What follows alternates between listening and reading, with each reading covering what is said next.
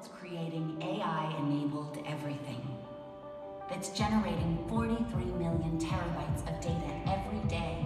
That's democratizing the power of cloud computing. A world that has more IoT-enabled objects than it has people. Technology today is smart.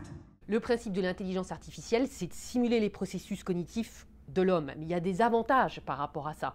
C'est que comme les machines sont très puissantes, on peut lui donner énormément de données. Le système va être extrêmement rapide, bien plus rapide que l'homme. Et puis en plus, il a un système de machine learning, c'est-à-dire qu'il va ajuster petit à petit ses modèles de traitement. Donc il va prédire petit à petit de mieux en mieux.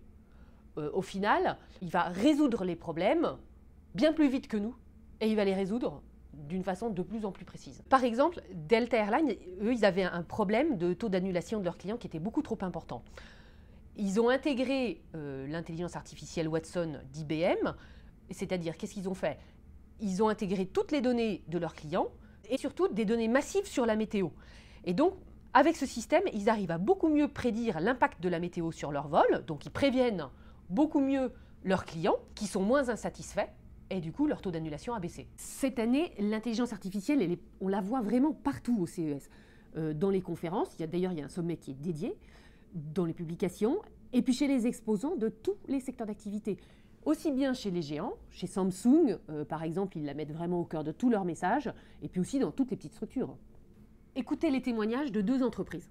Nous sommes donc présents sur le CES pour présenter BioPoolSafe, sur lequel on a eu un CES Award sur la partie Sustainable and Eco-Design. Le développement durable, on l'obtient aussi grâce à l'intelligence artificielle, parce que l'intelligence artificielle va nous permettre d'obtenir des performances environnementales, de la simplicité d'usage, dans la vie quotidienne, dans la gestion de sa piscine. Donner de la performance, c'est quoi en termes de résultats concrets et pragmatiques? C'est qu'on va pouvoir réduire de 90% la consommation d'électricité sur nos piscines grâce à cette démarche, grâce à cette algorithmie. On va aussi, grâce à ça, pouvoir réduire les consommations d'eau, donc on peut avoir des impacts concrets en termes de réduction de consommation d'électricité, réduction de consommation d'eau, mais aussi de pouvoir du coup optimiser finalement les flux et qui fait qu'on va aussi contribuer à se passer de chimie. Donc l'intelligence artificielle, c'est uniquement de penser finalement tous les objectifs qu'on se définit et de définir des règles et des automatismes qui vont permettre d'atteindre ces objectifs. Donc, artificial intelligence, or augmented intelligence as we like to talk about it, is that you can take in non-traditional data and process it just like traditional data. That requires some creativity to understand what is a problem you want to solve, what is the set of data that you could possibly use to solve that problem. The hypothesis is, I believe that this situation correlates with this result. For example, my hypothesis is my customers are more likely to buy on a sunny day than a rainy day. I have all the tools and data to figure out if that's true or not.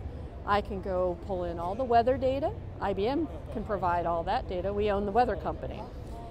And I can pull in all my sales and when they happened, and I could correlate to the weather that day using my analytics tools. And I can do that fairly quickly. It's fairly straightforward, and I can do it all on the cloud, so I don't have to. Bon, finalement, pour intégrer l'intelligence artificielle dans votre entreprise, on a vu 3 best practices qui vraiment sortent en boucle.